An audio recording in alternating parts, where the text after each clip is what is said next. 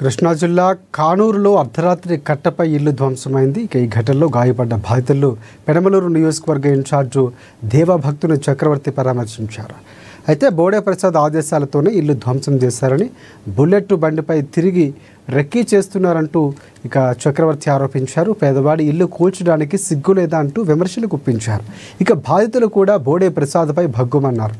మురికివాడలో ఎలా ఉంటారని చులకనగా మాట్లాడారంటూ కన్నీరు మున్నీరయ్యారు.